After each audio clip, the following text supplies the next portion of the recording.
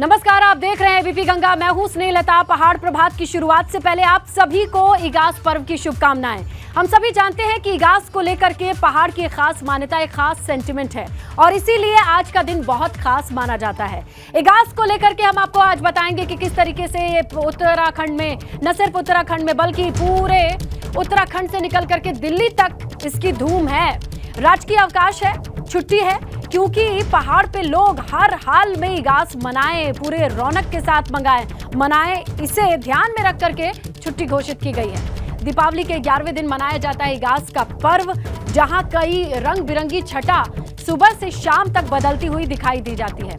इगास को लेकर उत्तराखंड में जोरों पर तैयारी, और ऐसे में 11वें दिन दीपावली के इगास को मनाया जाता है और इस पर्व की धूम होती है, जहां जिस तरीके से सुबह से शाम तक आप देखेंगे कि इगास पर्व की धूम में लोग झूमते नाचते नजर आएंगे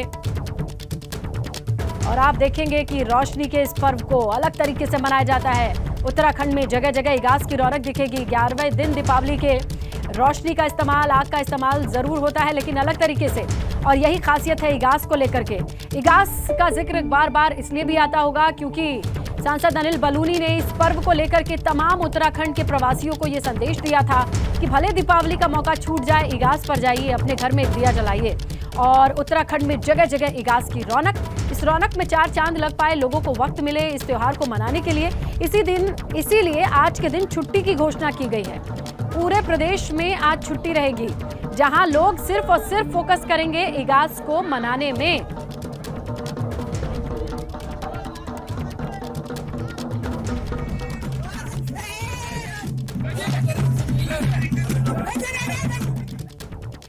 चलिए आगे बढ़ेंगे और बात करेंगे कि किस तरीके से इगास को लेकर के तैयारियां तो थी, लेकिन इसके अलावा देहरादून और मसूरी में कई तरीके के कार्यक्रम भी हैं।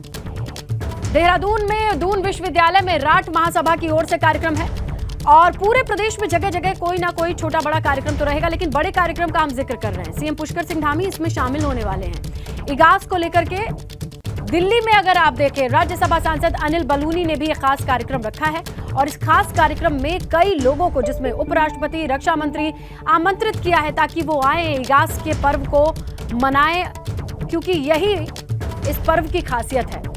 पहाड़ पर मनाए जाने वाला ये पर्व 11वें दिन दिवाली के मनाया जाता है। तो देखिए, इगास पर सीएम धामी ने ट्वीट करके प्रदेशवासियों को बधाई दी है। सीएम ने जो ट्वीट किया है उसका कंटेंट आपके सामने रखेंगे, जहां उत्तराखंड की समृद्ध लोक संस्कृति के प्रतीक पावन पर्व इगास बूढ़ी दीपावली की समस्त प्रदेशवासियों को हार्दिक बधाई और शुभकामनाएं। आइए हम मिलकर हर्षोल्लास के साथ इगास के पुनीत पर्व को मनाकर भावी पीढ़ी को अपनी अतुल्य विरासत से परिचित कराएं।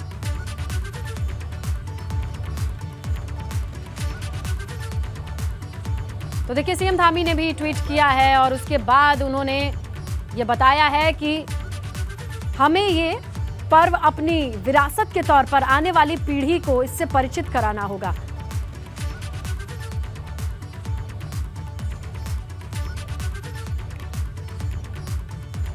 तो इगास पर सीएम धामी ने एक वीडियो मैसेज भी किया है। उत्तराखंड के लोगों को क्या संदेश दिया है, आपको दिखाते हैं। प्रदेशवासियों, आप सभी को लोक पर्व इगास की तथा बूढ़ी दिवाली की हार्दिक शुभकामनाएं। हमारे लोक पर्व हमारी समृद्ध संस्कृति की पहचान है। दीपोत्सव के 11वें दिन एकादशी को उत्तराखंड में इगास और बूढ़ी दिवाली मनाने की प्रथा सदियों पुरानी है। गढ़वाल में इगास को बग्वाल के रूप में, जबकि कुमाऊं में इसे बूढ़ी दिवाली कहा जाता है। प्रदेश में सभी लोग इगास को हर्षोल्लास के साथ मना सकें, इस हेतु हमारी सरकार ने इगास पर सार्वजनिक अवकाश की घोषणा की है। हालांकि त्योहारों के नाम पर सिर्फ अवकाश देने से हमारी लोक संस्कृति समृद्ध नहीं होगी, बल्कि ऐसे पर्वों को जन सहभागिता और पूरे उत्साह के साथ मनाकर ही हम अपनी जड़ों को मजबूत कर सकते हैं। मैं आप सभी से आह्वान करता हूं कि इगास के दिन अधिक से अधिक संख्या में अपने पैतृक गांव पहुंचें और पूरे उत्साह के साथ इस लोक पर्व को मनाएं। तो चलिए, इगास की जो धूम है वो बताया जा रहा है कि पहाड़ों पर हर किसी के घर पर आराम से लोग इत्मीनान से इगास मनाएं, इसीलिए आज छुट्टी की घोषणा है। हम सीधा लिए चलेंगे देहरादून, हमारे सहयोगी विनोद मौजूद हैं। उनसे सबसे पहले तो ये जानकारी लेते हैं कि किस तरीके के कार्यक्रम कहां-कहां आयोजित हैं। तो विनोद, सबसे पहले आपको भी इगास पर्व की ढेर सारी शुभकामनाएं। और ये जरा बताइए कि कौन कौन से बड़े बड़े या छोटे बड़े कार्यक्रमों का आयोजन किया गया है, लोगों में कितनी एक्साइटमेंट है इगास को लेकर के? जी स्नेहलता, देखिए आज वैसे पूरे प्रदेश भर में इगास बग्वाल के को मनाने के लिए कई कार्यक्रम किए जाएंगे और वैसे तो भारतीय जनता पार्टी की तरफ से इस त्यौहार को भव्य तरीके से मनाने की पहले से ही योजना थी और आज जगह जगह पर इगास बग्वाल को मनाने के लिए कई कार्यक्रम हैं।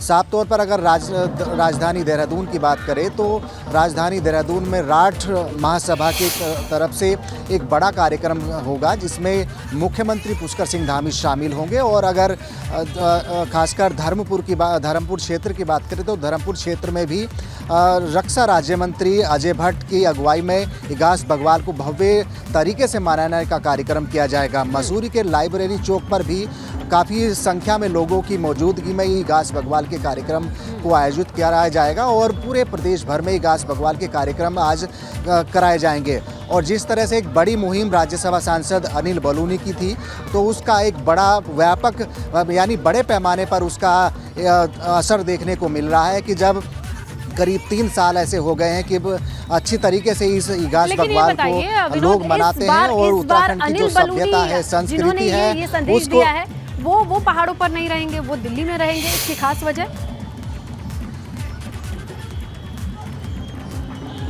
बिल्कुल, देखिए इस बार अनिल बलूनी अपने आवास में रहकर ही इस इगास बग्वाल के त्यौहार को मनाएंगे। तमाम लोग भी वहां पर मौजूद रहेंगे, उत्तराखंड के लोग वहां पर मौजूद रहेंगे, कई माननीय मंत्रीगण भी मौजूद रहेंगे। और जिस तरह से उनकी एक सराहनीय ये पहल रही है और यही वजह है स्नेहलता कि करीब 3 साल से इस इगास बग्वाल के त्यौहार को बड़े पैमाने पर लोग मनाने लगे हैं। मुख्यमंत्री पुष्कर सिंह धामी ने पूरे प्रदेशवासियों को शुभकामनाएं दी है और इसके अलावा कई ऐसे जो नेतागण हैं, धामी सरकार में मंत्री हैं, वो अलग अलग क्षेत्रों में इगास बग्वाल के त्यौहार को मना रहे हैं। तो जो उत्तराखंड की संस्कृति है, सभ्यता है, युवा उनसे जुड़े, उनके बारे में पहचान रखे, जानकारी रखे, तो उस लिहाज से ये काफ़ी महत्वपूर्ण ये त्यौहार है। और इस त्यौहार को अपने घरों में मनाए, इस तरीके की ये मुहिम उत्तराखंड के राज्यसभा सांसद अनिल बलूनी की रही है और यही वजह है कि करीब 3 साल से इस त्यौहार को बड़े पैमाने पर लोग मना रहे हैं। और ख़ास बात इस बार ये भी है कि इस बार सामाजिक संगठनों ने पूरी तरह से जागरूकता दिखाकर युवाओं को जागरूक किया है कि यह त्यौहार अपने घरों में मनाए, अपनी संस्कृति से जुड़िए। तो आज पूरे प्रदेश भर में इगास बग्वाल, अगर दर्शक जानना चाहे कि पहाड़ी परिदृश्य में इगास को लेकर के आज के दिन से लगाए रात तक होगा क्या क्या?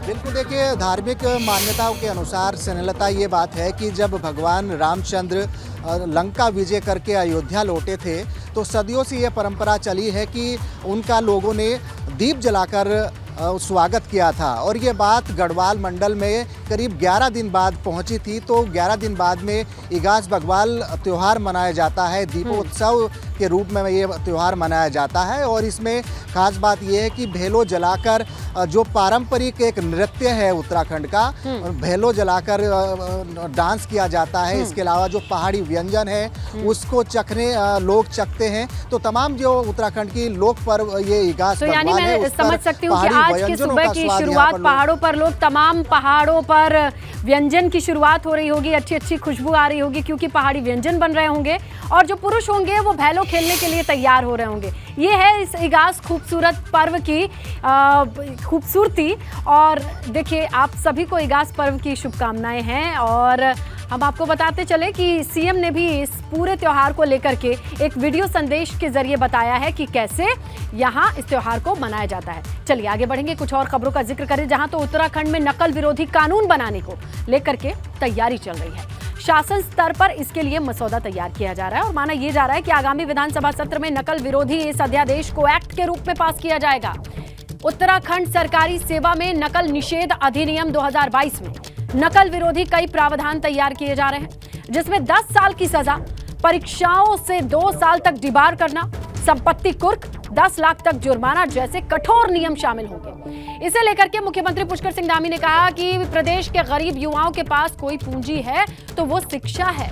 इसीलिए राज्य सरकार किसी भी कीमत पर युवाओं की इस पूंजी को खराब नहीं होने देगी। सीएम ने कहा इसीलिए सरकारी स्तर पर नकल विरोधी कानून की तैयारी की जा रही है ताकि हर आयोग और बोर्ड अन्य संस्थाओं में पारदर्शिता के साथ भर्तियां हो सकें, क्योंकि जिस तरीके से पिछले कुछ वक्त से पेपर लीक का मामला, नकल का मामला, भर्तियों के लटकने और अटकने का मामला सामने आया है, उससे युवाओं में काफी निराशा है। ऐसे में इन तमाम चीजों पर नकेल कसने के लिए एक नया अध्यादेश, और माना यह जा रहा है कि इस अध्यादेश को फिर कानून में परिवर्तित कर दिया जाएगा। अध्यादेश को 6 महीने के बाद कानून में परिवर्तित करने की पूरी मंशा होगी। यहां पर इसे लेकर के एक पूरा ड्राफ्ट तैयार किया गया है।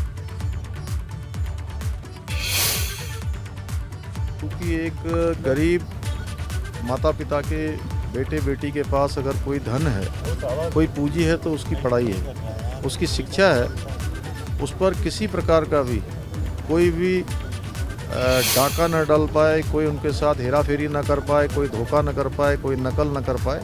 इसके लिए सख्त कानून की बहुत ज़रूरत है। और हम उत्तराखंड के अंदर भविष्य में सभी परीक्षाएं निष्पक्ष हों, पारदर्शिता से हों, योग्यता के आधार पर, क्षमता के आधार पर जो हमारे बेटे बेटियां हैं उनका चयन हो, उसके लिए हम सख्त कानून नकल करने वालों के लिए लाएंगे, जो कि हमेशा से हमारे जो छात्र छात्राएं प्रतिभावान हैं वही आगे आएँ, उन्हीं को मौका मिले, और जो नकल वाले हैं, दूसरी तरीके से आने वाले हैं, अपराधी गिरोह हैं, उनका हमेशा के लिए खात्मा हो जाए। और उधर अल्मोड़ा पहुंचे नेता प्रतिपक्ष यशपाल आर्या ने भर्ती घोटाले को लेकर सरकार पर आरोप लगाते हुए कहा कि जांच के नाम पर सरकार ने प्रदेश की जनता को गुमराह कर दिया है। कांग्रेस ने कहा कि सरकार ने इसे पूरे मामले में माननीय न्यायालय की देखरेख में सीबीआई जांच होनी चाहिए, इसकी लगातार मांग की, लेकिन सरकार ने ऐसा नहीं किया। इस घोटाले के मास्टरमाइंड बेल आउट हो चुके हैं। इस मामले पर सरकार के पास कोई जवाब नहीं है। कुल मिलाकर के कांग्रेस का यह कहना है कि इस पूरे मामले की पैरवी गंभीरता से नहीं की गई। जितने भी अभियुक्त थे, जो मास्टरमाइंड थे, वो बेल आउट हो चुके हैं, जमानत हो चुकी है, जेल की शिफ्टों से बाहर हैं। हमारा कहना था कि माननीय उच्च न्यायालय के वर्तमान न्यायाधीश की देखरेख में सीबीआई जांच हो, लेकिन सीबीआई जांच करने से सरकार कतरा रही है और उन चेहरों को बेनकाब नहीं करना चाहती है जो वास्तव में आज भी पर्दे के पीछे हैं। ये नौजवानों के भविष्य के साथ खिलवाड़ है। उत्तराखंड में अब डेंगू के साथ ही चिकनगुनिया के मामले भी तेजी पकड़ रहे हैं, मगर परेशानी इस बात की है कि फिलहाल स्वास्थ्य विभाग के पास चिकनगुनिया बीमारी के टेस्ट की किट ही नहीं है या फिर कम है। उधर डॉक्टरों ने लोगों को हिदायत बरतने की सलाह दी है। तो देखिए, चिकनगुनिया भी मच्छर से फैलने वाला एक ऐसी बीमारी है जिसमें जोड़ों का दर्द और कई तरीके की कॉम्प्लिकेशन होती हैं। लेकिन सबसे बड़ी परेशानी यह है कि चिकनगुनिया को पता लगाने के लिए जिस तरीके की टेस्ट किट चाहिए होती है, जैसे डेंगू के लिए एलाइजा होती है, वैसे चिकनगुनिया के लिए जो किट चाहिए वो नाकाफी है प्रदेश में। डॉक्टर्स ने ये कहा है कि मच्छरों से बच करके रहिए, क्योंकि अगर चिकनगुनिया होता है तो डॉक्टर पता लगाने में अभी असमर्थ रहेंगे। बीमारी का पता लगाने के लिए जिस टेस्ट किट की जरूरत होती है उसकी कमी है। और साथ में ये भी खबर आ रही है कि चिकनगुनिया के मामले भी तेजी पकड़ रहे हैं। ऐसे में डेंगू और चिकनगुनिया का प्रहार एक साथ हो जाता है तो प्रदेश में मान करके चलिए कि परेशानी हो सकती है। चिकनगुनिया को डिटेक्ट करना मुश्किल इसलिए होगा क्योंकि इसे डिटेक्ट करने वाले जो किट है उसकी कमी है। केस बढ़ रहे हैं, चिंता बढ़ रही है। स्वास्थ्य विभाग की तरफ से यह कहा जा रहा है कि एहतियात बरतिए। में बहुत ज़्यादा मसल्स में पेन होता है, जॉइंट्स में माइल्ड स्वेलिंग हो सकती है, हेडेक हो सकता है। इस तरह के सिम्टम के साथ पेशेंट आ रहा है। हाई ग्रेड फीवर के साथ भी आ जा रहा है पेशेंट। तो इसमें डॉक्टरों की तरफ से सलाह ये है कि अगर आपको जो है, इसमें मेन इम्पॉर्टेंट चीज़ ये है कि अगर आप कोई पेन किलर खाते हैं तो उससे आपको बहुत ही कम आराम मिलेगा। बेस्ट है कि आप जो है रेस्ट करें, और अगर फीवर है तो पैरासीटामोल ले सकते हैं और अपने को हाइड्रेट। आगे बढ़ेंगे। सीएम पुष्कर सिंह धामी ने सचिवालय में स्मार्ट सिटी के कामों को लेकर समीक्षा बैठक की और सीएम ने कहा स्मार्ट सिटी के कामों को लेकर कई बार लोगों की शिकायतें आई हैं, जिस पर उन्होंने खुद संज्ञान लिया है। तो देखिए, स्मार्ट सिटी को लेकर के जिस तरीके से लंबे वक्त से कवायद चल रही है, 7 साल में 7 सीईओ स्मार्ट सिटी के बदल चुके हैं, बावजूद इसके प्रदेश में कुछ स्मार्ट होता दिखाई नहीं दे रहा है। ऐसे में मुख्यमंत्री पुष्कर सिंह धामी ने एक बड़ी बैठक बुलाई और पूछा कि आखिरकार अधर में लटकी योजनाएं, सड़क पर खुदे गड्ढे, सीवर का आधा अधूरा काम और अधर में लटकी परियोजनाओं को पूरा कब किया जाएगा, कैसे किया जाएगा। इस पर यह बताया जा रहा है कि सीएम ने खुद संज्ञान लेते हुए सख्ती से यह सवाल किया है। देखना यह होगा कि देहरादून के लोगों की किस्मत कब बदलती है। वो हर बार ऐसे ही सीईओ को बदलते हुए देखते हैं स्मार्ट सिटी के, लेकिन सड़कों को, स्मार्ट सीवेज सिस्टम को, ये सब बदलता कब देखेंगे, अभी भी सवाल जस का तस है। स्मार्ट सिटी में पधारने वाला ये जो बोर्ड है वो भी खस्ता हाल हो चुका है, बदरंग हो चुका है, रंग उड़ चुका है, क्योंकि 7 साल पुराना होगा। स्मार्ट सिटी हमारा बहुत महत्वपूर्ण प्रोजेक्ट है और पिछले कुछ समय से लगातार ये बात उठती रही है कि तमाम जो काम समय पर होने चाहिए थे नहीं हुए हैं। इसलिए आज मैंने स्वयं इसकी बैठक ली है और सभी हमारे यहाँ के जनप्रतिनिधि भी थे, विधायकगण भी थे, सारे अधिकारी भी थे।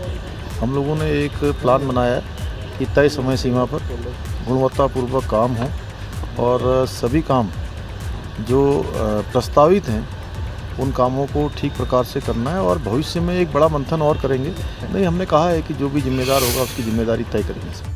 तो देखिए, स्मार्ट सिटी के कामों को लेकर रायपुर सीट से विधायक उमेश शर्मा काऊ ने सवाल उठाए, तो वहीं धर्मपुर विधानसभा सीट से विधायक विनोद चमोली ने भी नाराजगी जताई है। इनका यही कहना है कि आखिरकार ये काम पूरे कब होंगे।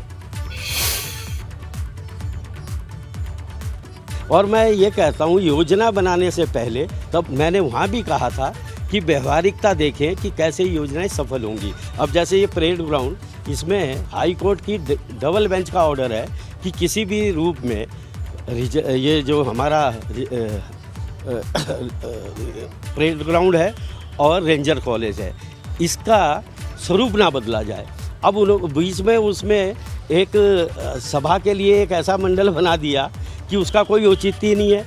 कोई भी मीटिंग अगर बड़ी होगी तो सामने जनता खड़ी रहे, पहले तो उसका हिस्सा ही आधे से ज़्यादा कवर कर दिया। मूल उद्देश्य तो एसपी बनाने का ही समाप्त हो रहा है इस पूरे हालत को देखते हुए, और जो मूल स्वरूप था, जो स्मार्ट सिटी बनकर निकल कर आनी चाहिए थी, निश्चित तौर पर मुझे बड़ा कष्ट है क्योंकि मैंने जिस उम्मीदों के साथ उसको किया था आज वो नहीं हो पा रहा है। मैं परेड ग्राउंड की हालत देखता हूँ। मैंने पूरा परेड ग्राउंड, पैविलियन ग्राउंड और गांधी पार्क को एक करने की बात की थी और उसके बाहर रोटरी बनाने की बात की थी कि ताकि ट्रैफिक बाहर से निकल जाए और एक डेस्टिनेशन बने देहरादून वासियों को कि सवेरे जाएं तो शाम तक वहाँ पर उनको ऐसी एक्टिविटीज़ मिले कि वहाँ परिवार के साथ समय बिता सके, और देहरादून का हार्ट है। अब इन्होंने वहाँ जिस तरह के हालात पैदा कर दिए हैं, अब मुझे लगता नहीं कि उसमें कोई बहुत ज़्यादा सुधार की गुंजाइश है। कुमाऊं की सड़कों की बदहाली के विरोध में पूर्व मुख्यमंत्री हरीश रावत ने मोर्चा खोल दिया।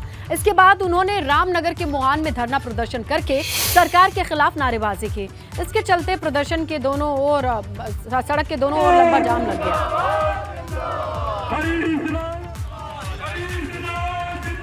थोड़ा पैदल चला हूँ सड़क में और उसकी वीडियो वायरल करके सरकार को चेतावनी दी है। अब हमारे अदाली खाल, जड़ाऊ खाल, इस एरिया में चले जाइए आप, पूरा जो है डूंगरी से आगे नेशनल हाईवे है, सड़क बिल्कुल ध्वस्त पड़ी है, पूरे गढ़वाल को जाने की प्रमुख सड़क है। ये कुमाऊं और गढ़वाल का हृदय स्थल वाली रोड है, रामनगर से लेकर के अल्मोड़ा तक के लिए। इस सड़क की हालत देख करके आप रो ही सकते हैं, इससे ज़्यादा कुछ और नहीं। तो दून में बढ़ते प्रदूषण को देखते हुए 10 साल पुराने हो चुके ऑटो विक्रम को बंद करने की तैयारी चल रही है। इनकी जगह सीएनजी वाहनों को लाने की तैयारी है।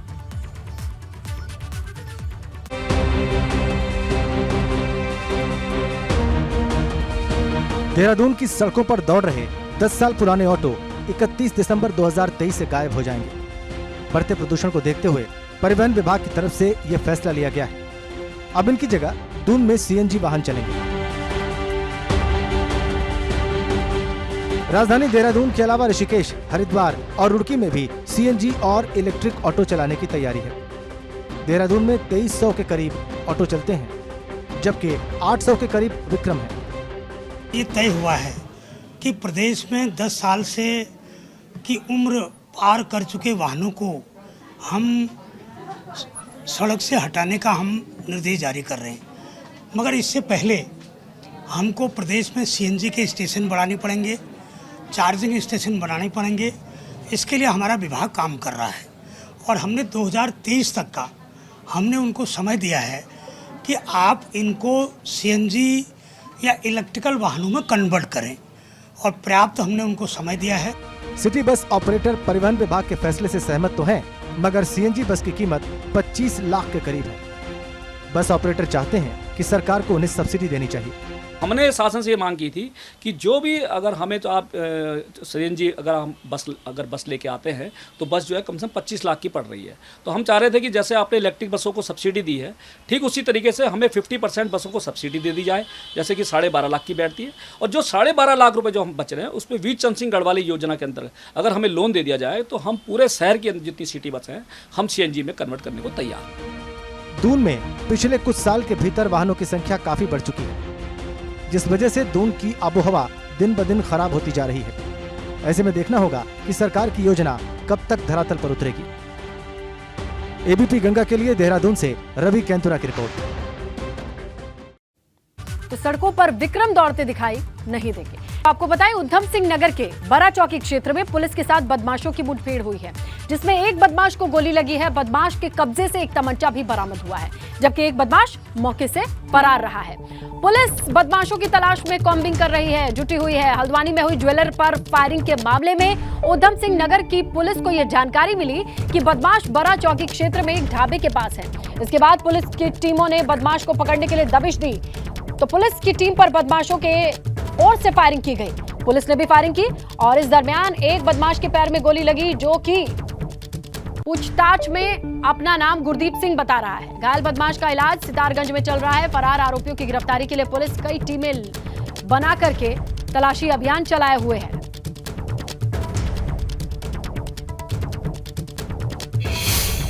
डिटेल्स अभी आनी है। फिलहाल इतना सूचना प्राप्त हुई है कि एक बदमाश को गोली लगी है। बेसिकली जो काशीपुर घटनाएँ घटी थी उससे दृष्टिगत चेकिंग की जा रही थी, तो चेकिंग के दौरान ये सूचना मिली थी कि संदिग्ध बदमाशों की बाला क्षेत्र में होने की, तो उनको पुलिस पार्टी ने ट्रेस किया और जब उनको चैलेंज किया तो उन्होंने पुलिस पार्टी को फायर किया।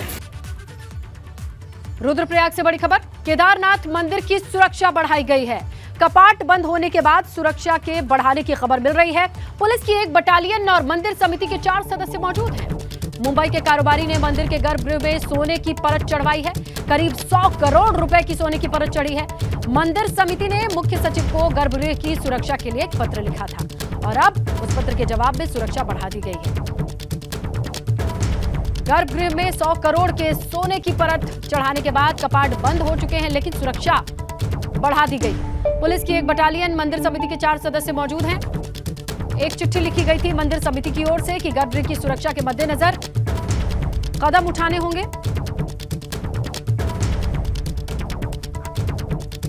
धारचूला तहसील के जौलजीबी में काली और गोरी के संगम में 14 नवंबर से मेले की शुरुआत होने जा रही है। इसके लिए तैयारियां आखिरी चरण में हैं। डीएम रीना जोशी ने मेले की तैयारियों का जायजा लिया। डीएम ने इस दौरान अधिकारी, आयोजक मंडल और लोगों के साथ समीक्षा बैठक की। हर साल की तरह इस साल भी मेले को भव्य रूप दिया जाएगा। क्षेत्र का दौरा किया है। ये एलधारा वाला एक क्षेत्र है और यहाँ काली नदी के किनारे यहाँ पे काफी कटाव हो रहा है, यहाँ पे भूस्खलन भी हो रहा है, तो इस क्षेत्र का दौरा किया है। बाकी यहाँ पे संबंधित जो भी यहाँ पे रिपोर्ट प्रेषित की गई है शासन को, इसके अलावा एस्टिमेट भी बनाया गया है, तो यहाँ पे बीआरओ द्वारा काम किया जा रहा है। तो इसी के साथ पहाड़ प्रभात में फिलहाल इतना ही। खबरों पे नजर बनी हुई है। एक छोटा सा ब्रेक के बाद देखेंगे आप 10 की दहाड़।